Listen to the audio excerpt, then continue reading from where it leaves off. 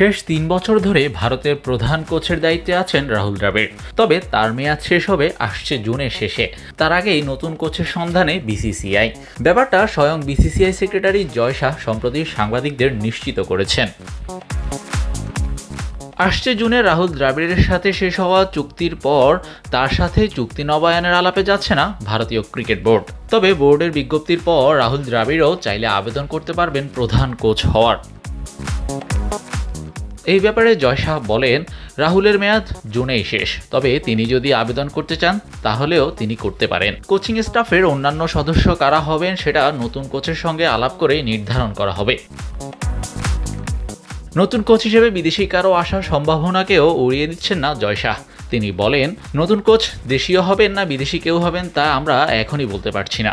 ওটা cricket advisory কমিটির উপর নির্ভর করছে। ভিন্ন ভিন্ন ফরম্যাটের জন্য ভিন্ন ভিন্ন কোচের ইঙ্গিত দিয়েছেন বিসিসিআই এর সেক্রেটারি। সেক্ষেত্রে একটা প্রশ্ন চলেই আসে, রাহুল দ্রাবিড়ের জন্য যদি পরবর্তীতেও দরজা খোলাই থাকে তাহলে সেটা কেন আবেদনের মাধ্যমে হতে হবে? মৌখিক আলোচনায় কি সম্ভব না? এভাবে যদি আবেদন করেই আবার কোচ হতে হয় কিংবা তার জন্য এই সুযোগ রাখা হয়, তাহলে এটা কি সাবেক অধিনায়ক এবং এই গ্রেটের জন্য অসম্মানসূচক আচরণ নয়? শাহরিয়ার শাওন, স্পোর্টস বাংলা।